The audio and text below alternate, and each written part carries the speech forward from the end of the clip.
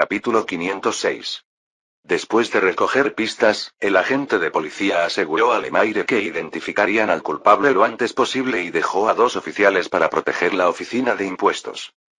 Lemaire había planeado originalmente que sus subordinados se familiarizaran con el negocio visitando mercados o fábricas, pero después de varios ataques, no tuvo más remedio que ordenar a todos que no abandonaran la sede de la policía durante el trabajo y que regresaran a casa en grupos de 3.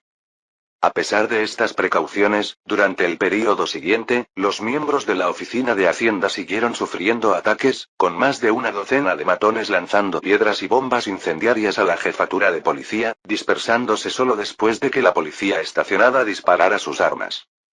La investigación posterior concluyó que era poco probable que los atacantes de la Oficina de Hacienda fueran pandilleros y que operaban de forma encubierta, aparentemente con destreza profesional. Aunque se desplegó un número considerable de policías, no pudieron localizar a los agresores a corto plazo. Cundió el pánico en la agencia tributaria, y algunos funcionarios incluso presentaron su dimisión a Lemaire. Sin otra alternativa, Lemaire se vio obligado a presentar un informe a París solicitando guardias para la oficina de impuestos. París. En la oficina de la Administración Tributaria francesa, el recién nombrado inspector Robespierre fruncía el ceño ante la enorme pila de informes que había sobre la mesa y su tez estaba pálida. Estos informes provenían principalmente de oficinas de Hacienda de todo el país que habían sido atacadas. En poco más de 10 días, 2 agentes de Hacienda habían muerto y más de 40 habían resultado heridos. Aunque la policía hacía todo lo posible por localizar a los agresores, solo 3 o 4 personas habían sido detenidas, y la situación era desesperada. La mayoría de los jefes de las oficinas de Hacienda solicitaron guardias adicionales, mientras que algunos solicitaron directamente su dimisión. Robespierre sabía muy bien que, con las finanzas de Hacienda apenas suficientes para indemnizar a los heridos, no había posibilidad de asignar guardias. Sentía una inmensa presión que lo agobiaba. Como el conde Fulco, el superintendente de finanzas, se ocupaba principalmente de asuntos financieros, era su responsabilidad lidiar con otros asuntos. Primero escribió un discurso apasionado para levantar la moral y, como mínimo, para detener futuras renuncias. En cuanto a la seguridad, después de mucha reflexión, un descorazonado Robespierre meneó la cabeza, se levantó y le dijo a su sirviente: «Prepara el carruaje. Debo visitar el Palacio de las Tullerías». Sí, la única solución que se le ocurrió fue solicitar algunos fondos a Su Alteza Real el Príncipe Heredero para aumentar la fuerza de guardia de la Oficina de Impuestos. Palacio de las Tullerías, segundo piso. Joseph revisó cuidadosamente el documento que tenía en la mano, confirmando que la cantidad era correcta, luego firmó con su nombre y presionó su anillo de sello firmemente en la cera. De pie frente a él, el gobernador de la Reserva del Banco de Francia, Mathieu de la Fiebleur, aceptó el documento con reverencia antes de preguntar: «Su Alteza, el flujo actual de fondos parece un poco rápido y me preocupa que pueda levantar sospechas. ¿Crees que deberíamos dividir aún más las transacciones de Poitou y Borgoña y aplazar la recuperación hasta la próxima semana?» Joseph reflexionó un momento y asintió. Su sugerencia es muy sensata. Procedamos como nos ha aconsejado. Y recuerde, mantenga el secreto a toda costa. Todos los que manejan los fondos deben ser investigados por el servicio de inteligencia antes de que puedan utilizarse. Si alguien hubiera visto el documento en manos del barón Lafiebleur, se habría quedado profundamente estupefacto. La transferencia de fondos allí indicada ascendía a 13 millones de francos. En realidad, las finanzas de Francia no disponían de cientos de millones de francos ni era posible tener acreditados decenas de millones cada semana. Joseph había acumulado previamente solo 50 millones de francos entre seguros, gestión financiera y bienes raíces. Salvo los bienes raíces, el resto de los fondos pertenecía a compañías de seguros, y aunque pudo utilizarlos temporalmente, le era imposible gastarlos como presupuesto real. Por lo tanto, si se abolieran los recaudadores de impuestos, el año que viene, Briand solo dispondría de unos 26 millones de francos para gastos financieros. En menos de un mes, los salarios de los funcionarios franceses, las operaciones gubernamentales y los proyectos de infraestructura se desplomarían por completo. Para estabilizar la situación, Joseph tuvo que conseguir un préstamo de los recaudadores de impuestos. Al menos 150 millones de francos. Pero sabía que los recaudadores de impuestos dependían de que el gobierno se quedara sin dinero, y siempre recurrían a ellos desesperadamente. En estas circunstancias, sin duda se aferrarían al sistema de recaudación de impuestos. Así, tuvo que crear la ilusión de un gobierno repleto de fondos para elaborar estrategias y negociar con los magnates recaudadores de impuestos. Joseph utilizó entonces los 50 millones de francos como accesorios, depositando los fondos en las cuentas del gobierno en varias cuotas. Él sabía muy bien que los recaudadores de impuestos tenían informantes en todos los bancos que seguramente se enterarían de los saldos de las cuentas del gobierno. El dinero fue depositado primeramente en bancos extranjeros y luego ingresado ostentosamente en la reserva del Banco de Francia como préstamo. El Banco de Reserva de Francia luego desembolsaría los fondos a los bancos locales en varias provincias en cuotas, con frecuencia a sus propias sucursales. Como este dinero formaba parte del presupuesto del año siguiente, los gobernadores provinciales solo podían mirar, pero no tocar. Ahora vino la operación encubierta.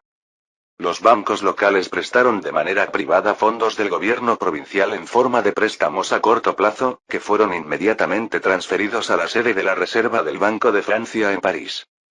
Estos préstamos fueron orquestados personalmente por Joseph y marcados como proyectos confidenciales, lo que prohibía cualquier investigación.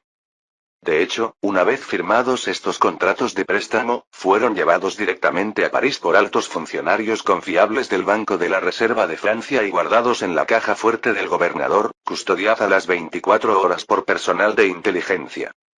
El dinero prestado de las finanzas provinciales se depositaría nuevamente en bancos extranjeros y luego volvería a fluir a las cuentas de reserva del Banco de Francia. Esta fue la realidad detrás del descubrimiento de la Asociación de Recaudadores de Impuestos. Las cuentas del gobierno francés habían recibido cientos de millones de francos, con sumas sustanciales que ingresaban continuamente cada semana. En realidad, fueron solo 50 millones los que circularon por los pasillos, y los fondos desembolsados a los bancos provinciales fueron presupuestarios, lo que no dejó sospechas de ningún problema. Para garantizar el secreto de esta entrega, Joseph designó específicamente a una decena de directores y subdirectores de sucursales del Banco de la Reserva de Francia, y todas las actividades financieras relacionadas con los préstamos inversos debían ser realizadas por ellos. Se trataba de una guerra psicológica. Si la Asociación de Recaudadores de Impuestos lograba mantener la calma, sacrificando sus ganancias para enfrentarse al gobierno francés indefinidamente, Joseph no podía hacer nada. Pero estaba bastante seguro de que esos individuos motivados por el lucro terminarían capitulándose ante los resultados finales. Los funcionarios gubernamentales se seleccionaban entre los empleados de las empresas, quienes, al principio, solían desempeñar dos funciones. Tras la llegada de Hastings a la gobernación, dividió al personal de las empresas en comercial y administrativo, y no se permitía que una misma persona desempeñara ambos tipos de trabajo simultáneamente. El personal administrativo se convirtió en funcionario, supervisando los impuestos, la justicia, la administración, etc., y ascendiendo en la jerarquía según su antigüedad. Capítulo 507. Joseph se sorprendió un poco al oír esas palabras. Había visto informes de intimidación y ataques contra la oficina de impuestos en los informes de inteligencia anteriores, pero no esperaba que las cosas se volvieran tan graves. Estos recaudadores de impuestos son demasiado atrevidos. Su primera reacción fue poner a la oficina de inteligencia a trabajar con la policía para dar a los atacantes una muestra del puño de hierro de las agencias policiales, pero luego pensó en otra cosa e inmediatamente frunció el ceño.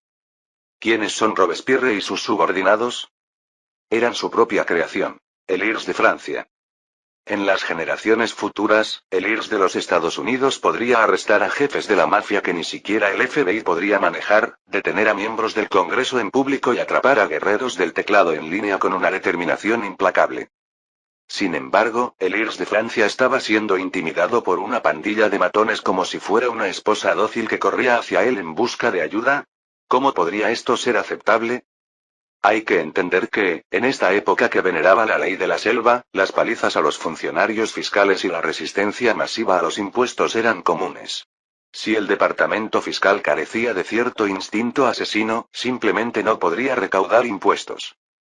Esta podría ser una oportunidad para que la agencia tributaria endurezca su postura. Pensando en esto, Joseph miró a Robespierre y le preguntó: ¿Qué planeas hacer con estos nefastos criminales? Robespierre respondió inmediatamente. Espero asignar más guardias a las distintas oficinas de impuestos. Joseph levantó la mano para interrumpirlo. No habrá guardias, pero puedo darle a cada oficial de Hacienda 2 revólveres y espadas militares estándar. Si es necesario, incluso pueden solicitar cañones. El equipamiento estándar actual de la oficina de impuestos era una pistola de chispa Charleville 1776 por persona, junto con bastones, escudos y demás equipo. Si bien esta ya era bastante potente, claramente no inspiraba suficiente confianza en los funcionarios de Hacienda. Robespierre pareció tardar un poco en reaccionar. Su Alteza, ¿pero nos enfrentamos a asesinos? ¿Y qué? Son agentes fiscales. Alzó Joseph la voz. Han recibido un entrenamiento riguroso en la Academia de Policía de París y tienen la autoridad para investigar, interrogar y arrestar. Ya sean asesinos, bandas o contrabandistas, deberían temblar al oír sus nombres y no atreverse a amenazarlos ni siquiera a atacarlos. Atacar a un agente de Hacienda es un delito grave, y si les dan armas, deben usarlas con cuidado. Robespierre sintió una oleada de pasión por todo el cuerpo al oír esto. El príncipe heredero tenía razón. Allí estaba, un orgulloso funcionario de Hacienda, decidido a dedicarlo todo a la nación y al pueblo, pero atemorizado por una banda de matones, lo cual era una auténtica vergüenza. ¿Dónde estaban su determinación y su fe ante el peligro?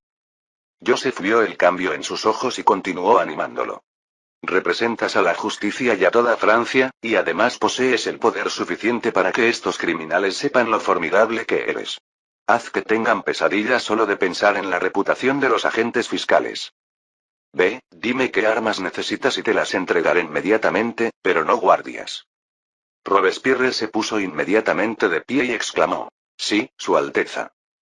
Después de salir del Palacio de las Tullerías, regresó inmediatamente a su oficina, rompió el discurso preparado para tranquilizar a sus subordinados y, utilizando las recientes palabras del príncipe heredero como modelo, escribió uno nuevo. Poco después de la partida de Robespierre, Briand llegó a la oficina de Joseph, saludó con entusiasmo y dijo: Su Alteza, Bertrand acaba de llegar con el acuerdo preparado, proponiendo aumentar los ingresos por impuestos a 540 millones de francos y renunciar a algunos impuestos comerciales, listo para firmar de inmediato. Pero, siguiendo sus instrucciones, lo despedí. Joseph sonrió al oír esto. La Asociación de Recaudadores de Impuestos estaba jugando duro, amenazando a los funcionarios fiscales del gobierno por un lado, mientras que por el otro ofrecía generosos acuerdos de recaudación de impuestos. Sin embargo, a partir de sus acciones, quedó claro que su estrategia de contabilidad en el vacío había surtido efecto y la confianza de los recaudadores de impuestos en manipular al gobierno a través de sus ingresos estaba empezando a desmoronarse. De esta manera, podría comenzar el siguiente paso en la operación para dividir la Asociación de Recaudadores de Impuestos. Le dio algunas instrucciones a Briand y luego convocó a Fouché y le pidió a la oficina de inteligencia que investigara las fuerzas detrás de quienes atacaron la oficina de impuestos. Estos atacantes fueron enviados en su mayoría por los recaudadores de impuestos, y si pudieran atraparlos con las manos en la masa, la resistencia a la reforma fiscal podría reducirse aún más. Palacio de Versalles. En la sala de recepción del Palacio del Príncipe Heredero, Charles, uno de los jefes de los recaudadores de impuestos, no dejaba de mirar ansiosamente hacia la puerta. Desde hacía 3 días, sus bienes en Francia habían sido embargados temporalmente. La explicación del Tribunal Superior fue que la Oficina de Inteligencia estaba realizando algunas investigaciones sobre él. Los bancos de su propiedad y los fondos que prestaba se vieron afectados, y los accionistas, al recibir la noticia, preguntaban con ansiedad qué había sucedido exactamente. Charles había buscado cada conexión pero no pudo captar su esencia. Finalmente, después de gastar miles de francos, un capitán de la oficina de inteligencia le reveló que la investigación se llevó a cabo a petición de Su Alteza Real el Príncipe Heredero. Así que él corrió hacia aquí apresuradamente. Había pasado más de 1 hora antes de que el príncipe heredero finalmente regresara. Charles se levantó apresuradamente y se adelantó para hacer una reverencia respetuosa, pensando en cómo preguntar sutilmente sobre la confiscación de sus bienes. Inesperadamente, el príncipe heredero habló primero. Está aquí para averiguar sobre la investigación que la agencia de inteligencia está llevando a cabo sobre usted, ¿verdad? Charles se sobresaltó y asintió de inmediato. Sí, Su Alteza. Siempre he llevado a cabo negocios legítimos, y la confiscación no provocada de mis bienes por parte de la Oficina de Inteligencia me acarreará pérdidas sustanciales. Negocio legítimo. Joseph alargó el tono a propósito. Parece que has olvidado algo. Juro, Su Alteza, que todo mi negocio es legal. Parece que necesito recordarte, Joseph frunció el ceño, has apoyado a los rebeldes del sur de los Países Bajos durante mucho tiempo, y no te detuviste ni siquiera mientras nuestras tropas luchaban contra ellos. Charles quedó horrorizado al instante, ya que Francia había declarado la guerra a los rebeldes del sur de los Países Bajos. Según dijo el príncipe heredero, se trataba de un grave delito de ayuda al enemigo. Agitó las manos repetidamente en señal de negación. Su Alteza, eso es imposible. Siempre he invertido en varias familias reales y gobiernos, y nunca me interesarían los pequeños beneficios de los rebeldes. En realidad, Joseph le indicó a Eman que trajera un documento y comenzó a leer. En sus bancos del sur de los Países Bajos, el Charles Bolton Bank, otorgaron 3 préstamos a la organización rebelde el año pasado. Y les ayudaron a completar numerosas transferencias de fondos con los Países Bajos y el Banco de Inglaterra. Los ojos de Charles se abrieron. Esto es imposible. Joseph le arrojó directamente los documentos y le dijo, échale un vistazo tú mismo. Charles vio inmediatamente lo escrito allí. La sucursal de Bruselas del banco Charles Bolton prestó 37.000 levas a ellos el Company el 21 de octubre. La sucursal de Gante del banco Charles Bolton prestó 20.000 levas al ayuntamiento de Gante el 1 de diciembre. Luego vinieron más registros de préstamos y transacciones financieras. Capítulo 508. Charles miró al príncipe heredero con desconcierto y protestó. Su Alteza, todos mis negocios son legales. ¿Dónde he financiado al ejército rebelde? Por favor, pase a la última página. Joseph señaló el documento que tenía en la mano. La compañía de acero Elros es responsable de transportar armas desde Holanda para el ejército rebelde.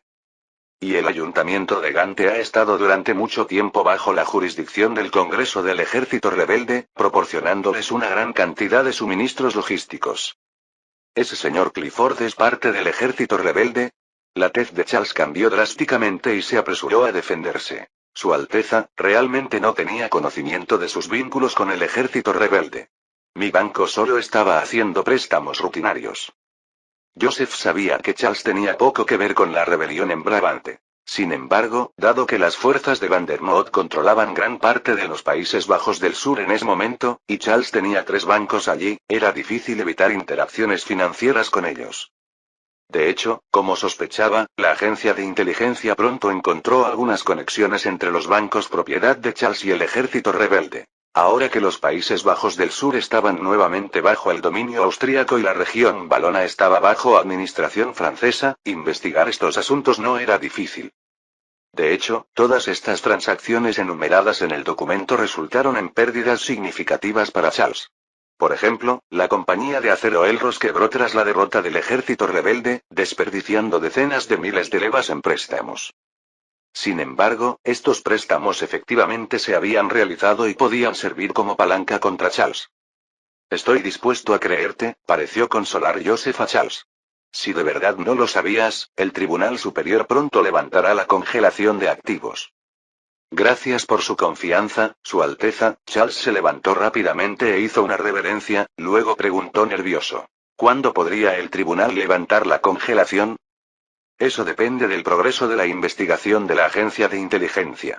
Si es rápida, quizás se pueda demostrar su inocencia en 1 o 2 meses. Sin embargo, el ejército rebelde destruyó muchos documentos antes de rendirse, así que podría tardar medio año o incluso más en llegar a una conclusión. Charles casi estalló en lágrimas. Su Alteza, debe ayudarme a demostrar que no tengo ninguna conexión con el ejército rebelde.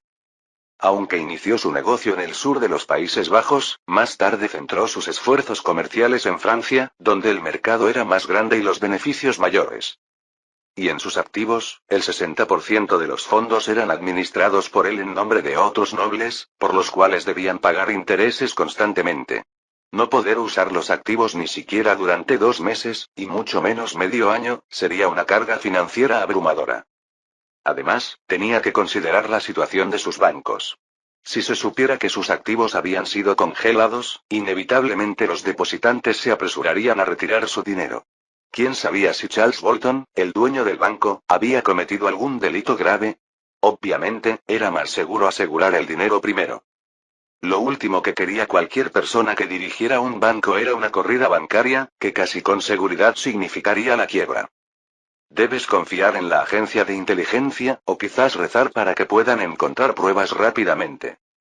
No, por favor, debes ayudarme. Lo siento, de verdad no puedo ayudarle, dijo Joseph al levantarse, dando por terminada la reunión. Dejémoslo aquí por hoy, señor Charles. Todavía tengo que ocuparme de la reforma fiscal. Al oír esto, Charles se puso tenso, pues comprendía por qué la agencia de inteligencia podría tenerlo en la mira. La Asociación de Recaudadores de Impuestos había estado obstruyendo concienzudamente las reformas fiscales del gobierno. Anteriormente, él y Morrell habían fingido conceder un préstamo al arzobispo Brienne para retrasar la recaudación de fondos del gobierno. Ahora que el gobierno francés había conseguido fondos suficientes para mantener sus operaciones durante el primer semestre del año siguiente, tenía la confianza para reprenderlo.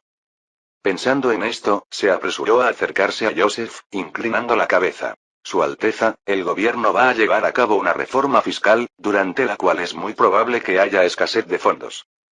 Además, mientras la agencia de inteligencia investiga, es un desperdicio dejar mis activos ahí. Quizás podría ofrecerle un préstamo al ministro de Finanzas para ayudarle a gestionar mejor el período de transición. Joseph parecía indiferente, agitando la mano. He leído el informe del arzobispo Brienne. Se han recaudado los fondos necesarios para la reforma fiscal, no hay necesidad de que se moleste. Charles dijo con urgencia. Su Alteza, podrían surgir situaciones inesperadas durante la reforma fiscal. Si el arzobispo Brienne tuviera aún más fondos, sería más fácil de gestionar. Estoy dispuesto a conceder un préstamo a bajo interés de 12 millones de francos para apoyar la reforma fiscal del gobierno. Esto también podría demostrar que no tengo vínculos con los rebeldes del sur de los Países Bajos, y espero que la agencia de inteligencia pueda acelerar un poco su investigación. Joseph suspiró. Déjame preguntarle al arzobispo Brienne si necesita los fondos. Sabía que los ingresos fiscales anuales de Charles eran de aproximadamente 10 millones de francos, más otros 2 millones legales, que era casi todo el dinero que podía reunir. Charles pareció muy aliviado y rápidamente hizo una reverencia en agradecimiento. Gracias, Su Alteza, yo. Los comandantes del ejército británico asistían al consejo del gobernador y se convertían en sus miembros, mientras que los comandantes regionales se unían a los consejos provinciales y se convertían en miembros. Los consejos contaban con numerosos secretarios, cada uno responsable de varios departamentos, que gradualmente se transformaron en diversos ministerios de los gobiernos central y provincial. En el gobierno del condado, el recaudador de impuestos era el principal funcionario, encargado no solo de la recaudación de impuestos, sino también de los asuntos administrativos y judiciales. Además, existía un jefe de policía, específicamente responsable del mantenimiento del orden público.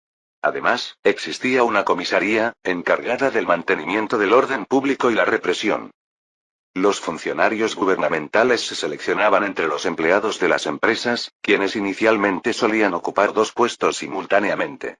Tras la llegada de Hastings a la gobernación, los empleados de las empresas se dividieron en comerciales y administrativos, y una sola persona ya no podía ocupar ambos puestos. Así, los empleados administrativos se convirtieron en funcionarios, gestionando los impuestos, la justicia y la administración, y su ascenso se basaba en la antigüedad. La ley de 1793, aprobada por el Congreso, confirmó este principio, estableciendo que en la India todos los puestos civiles importantes, inferiores al de consejero, debían ser ocupados por funcionarios contratados por las empresas. En 1800, fundó el William Ford College en Calcuta para formar al personal administrativo de las empresas, pero no tuvo éxito. En 1806, se fundó el Aylesbury College en Inglaterra. La familia Goldschmidt tenía contactos frecuentes con la familia Bischofsheim de Maguncia y, junto con la familia Bartolomeo, la más rica de Mónaco, administraron colectivamente el banco Bischofsheim, Goldschmidt y Cie, que se fusionó en 1863 para convertirse en el predecesor de BNP Paribas Credit Mobilier de Francia. Capítulo 509. El alto oficial de Hacienda abrió rápidamente los ojos, estimulado por los sucesivos disparos, y cuando se dio la vuelta para sentarse, vio a su colega agarrando una pistola, seguido por la visión de dos atacantes empapados en sangre sucia apareciendo ante él. Inmediatamente olvidó el dolor de cabeza y exclamó alarmado: «Eschomet, tú, los mataste». Sí. Eschomet, tras matar por primera vez, también estaba algo aturdido, y sin darse cuenta sacó la pólvora para recargarla. ¿Tenemos derecho a disparar cuando nos atacan? El alto oficial de Hacienda todavía estaba muy ansioso. Pero ellos, están simplemente muertos así. Eschomet se levantó de repente, apisonando con fuerza la pólvora en el cañón de su arma, su expresión ferozmente agitada mientras gritaba en voz alta: «¿Has olvidado lo que dijo el inspector durante su discurso?». El alto oficial de Hacienda se quedó desconcertado, sus ojos que habían estado vagando confundidos, instantáneamente se reafirmaron. Somos funcionarios fiscales desinteresados e intrépidos que no deben dejarse intimidar por ninguna amenaza. Eschomet, alzando su pistola, repitió el discurso de Robespierre. Mientras estemos del lado de la justicia y la ley, debemos tomar las armas y contraatacar a cualquier infractor, haciéndolos temblar con solo mencionar nuestros nombres. Sí, tienes razón. El alto funcionario fiscal asintió y añadió: tenemos que demostrarles quién manda.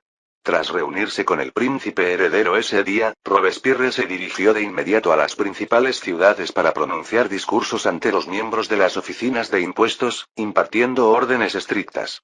El mensaje principal era uno solo: no tengan miedo y castiguen severamente a quienes se atrevan a causar problemas. Los lugareños que se acercaron a ver qué era todo ese alboroto se asustaron al ver a la amenazante pareja y los cadáveres en el suelo, invariablemente inclinando la cabeza y manteniendo la distancia. Orleans. Más de una docena de hombres de aspecto salvaje se reunieron afuera del edificio de la oficina de impuestos, algunos cargando cubos llenos de heces y orina, rociando continuamente las paredes de la oficina de impuestos, otros lanzando bolas de fuego a las ventanas. Piedras envueltas en telas empapadas en aceite, que fácilmente podrían iniciar un incendio en el interior después de romper el vidrio. Estas personas habían estado viniendo casi todos los días últimamente y se estaban volviendo cada vez más descaradas. Los alborotadores no escucharon las advertencias habituales como su comportamiento es criminal o por favor, váyase inmediatamente, creyendo plenamente que la gente de la oficina de impuestos estaba demasiado asustada para actuar, lo que los hizo aún más insolentes al gritar a voz en cuello. Ya os lo he advertido suficientes veces, bastardos, ya que todavía os atrevéis a quedaros aquí, dejadme que os muestre lo que pasa. Adam Bournat, Pierre, Kerloues, sé exactamente dónde vives, XXXX. Si no quieres morir, lárgate de Orleans. Cerdos, ¿aún no se resignan? ¿Están hartos de vivir? En ese momento, 10 agentes de Hacienda uniformados de negro salieron corriendo por la puerta lateral del edificio, se alinearon y trotaron hasta detenerse a 30 pasos de los matones, que observaban con aturdida sospecha, y luego simultáneamente tomaron sus pistolas de chispa. Los matones respondieron de inmediato con un débil intento de intimidación. ¿Qué están haciendo? ¿Solo estamos protestando? No intentes asustarnos. Sin embargo, lo que les respondió fue la orden del director de la oficina de impuestos, Lemaire. ¿Listo? ¿Apuntar? Los rostros de varios matones se tornaron temerosos, preparándose para correr, pero más de ellos, asumiendo que el otro lado solo estaba fanfarroneando, lanzaron sus bolas ardientes a los oficiales de impuestos. ¡Fuego! Tras la orden decisiva de Lemaire, 10 cañones Charleville arrojaron llamas simultáneamente y, al instante, 3 matones escupieron sangre de sus cuerpos y cayeron al suelo. El resto de los matones finalmente se dieron cuenta de lo que estaba sucediendo y gritaron aterrorizados. «¡Nos van a matar!». «¿Correr?». Lemaire, con expresión sombría, levantó su espada lateral y la apuntó hacia adelante, declarando en voz alta: «Todos estos reincidentes que han atacado la oficina de impuestos deben ser arrestados. Cualquiera que intente huir o se resista será fusilado en el acto». «Sí, señor». Las filas de agentes fiscales respondieron al unísono, avanzando rápidamente antes de sacar sus pistolas y gritar: «Todos al suelo. No corran». Inmediatamente se oyeron disparos y 2 alborotadores fueron abatidos. Otros 2 recibieron impactos de bala en el brazo, y sus gritos de agonía resonaron por el callejón. Los agentes fiscales no dudaron en cambiar a otra arma cargada con municiones y dispararon nuevamente. Ya nadie se atrevía a correr. Yacían frenéticamente en el suelo, temblando al ver los cadáveres frescos a su lado, y sus corazones se hundían de miedo. Mientras tanto, en Bourges, la oficina de Hacienda, con poco personal, había recurrido a explosivos para reprimir a los alborotadores. El supervisor adjunto de la oficina de impuestos de Charleville, M. Manes, persiguió a los atacantes hasta su guarida y mató a 3 de sus aliados, arrestando a uno. La oficina de Hacienda de Picardía había solicitado camiones al ejército. Sin embargo, antes de que tuvieran la oportunidad de usarlos, los alborotadores se rindieron. Después de que Robespierre pronunció su discurso nacional, los perpetradores que atacaron las oficinas de impuestos en todas partes fueron repelidos decisivamente y su anterior arrogancia se desinfló rápidamente. No es que los agentes fiscales fueran tan impresionantes. Después de todo, solo habían recibido unos pocos meses de entrenamiento militar. Esto se debió principalmente a las excelentes habilidades oratorias de Robespierre y al hecho de que sus funcionarios fiscales, muchos de los cuales eran jacobinos, inmediatamente se encendieron con fervor por la justicia y la ley. Combinados con armamento superior incluso al de la infantería regular, arrasaron naturalmente con los alborotadores. París. Fanckevich, el jefe de la Asociación de Recaudadores de Impuestos, escuchó el informe de su mayordomo y rompió a sudar frío. En los últimos 10 días aproximadamente, 37 de sus hombres enviados para amenazar a los funcionarios fiscales del gobierno habían sido asesinados y más de 70 habían sido arrestados. Su familia había estado involucrada originalmente en el contrabando, para luego pasarse a la usura y la recaudación de impuestos después de hacer una fortuna, razón por la cual tenía muchos personajes desesperados bajo su mando. Esta era su confianza para intimidar a los funcionarios de Hacienda. Pero no esperaba que estos hombres, que ni siquiera temían a la policía anticontrabando, fueran asesinados como perros por un grupo de agentes de Hacienda. Él no sabía que fueron personas como Robespierre y los jacobinos quienes históricamente habían aniquilado por completo a los recaudadores de impuestos y a los magnates del contrabando como él. Fanckevich sintió una oleada de arrepentimiento. Estos subordinados habían sido fuerzas de élite cultivadas por su familia durante mucho tiempo, no solo audaces, sino también leales y confiables. Para intimidar a los agentes fiscales, había perdido más de 100 hombres a la vez, un déficit sangriento en verdad. El negocio de contrabando de su familia estaba al borde del colapso. Además, como acababa de decir el mayordomo, no solo no habían logrado intimidar a la oficina de Hacienda, sino que las detenciones masivas y los asesinatos de los atacantes habían levantado la moral y el prestigio de los agentes. Era casi como si hubiera ayudado al Ministerio de Hacienda a fortalecer su cohesión. El mayordomo observó la expresión de Fanckevich y dijo con cautela: «Maestro, necesitamos 620.000 francos para la compensación de nuestra gente, ¿qué le parece?» Los que fueron asesinados o fueron a prisión necesitaban que él pagara por sus problemas. «Hazlo como siempre», dijo Fanckevich irritado, y luego preguntó: «Por cierto, ¿ya están listos los arreglos para Amro y Rufade?» Capítulo 510. Fanckevich mencionó que estas personas eran sus guantes negros y que estaban a cargo de comunicarse con sus subordinados para amenazar al funcionario fiscal. Mientras todo estuviera bien organizado, la policía nunca podría rastrearlo hasta Fanckevich. El mayordomo inmediatamente hizo una reverencia y dijo: «Tenga la seguridad, señor. Ya habían salido de Francia anteayer». Por otra parte, Joseph miró el informe de la Oficina de Impuestos sobre los recientes arrestos y asesinatos de criminales involucrados en los ataques, con una sonrisa de satisfacción apareciendo en su rostro. Finalmente, empezó a parecerse a Lirs de Francia. Lo pensó un momento y le pidió a Eman que llamara a Delénico, el editor jefe del Paris Commercial News. Con el revuelo causado por la agencia tributaria, era crucial aprovecharlo al máximo.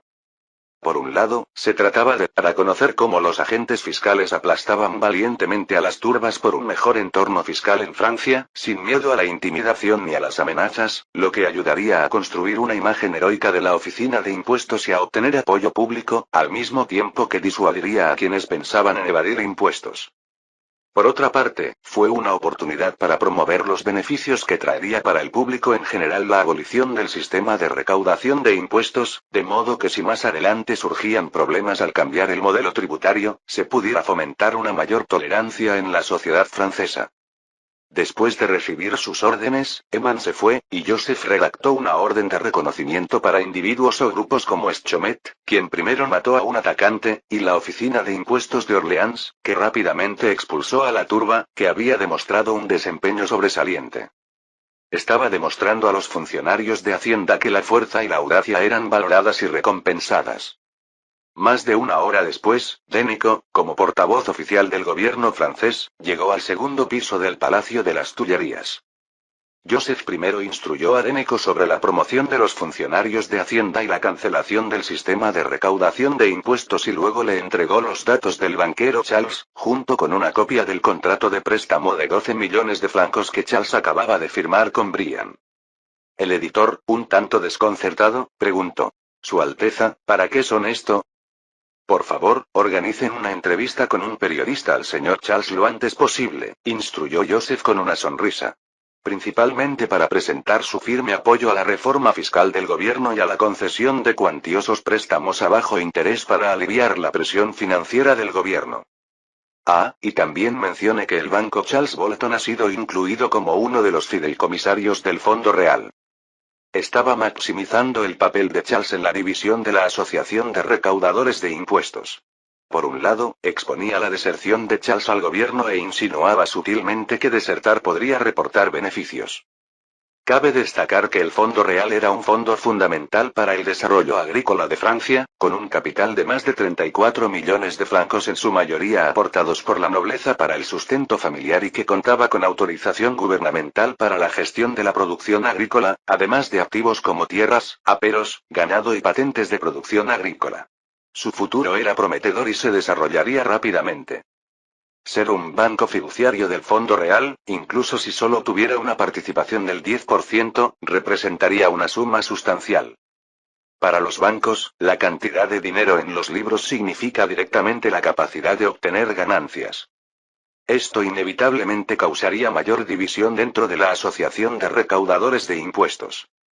Una vez que Denico se fue, Joseph miró el contrato de préstamo sobre la mesa y se quedó pensando profundamente. Incluyendo este dinero, el presupuesto financiero para el año siguiente era de poco menos de 40 millones de francos, y le quedaban menos de 2 meses.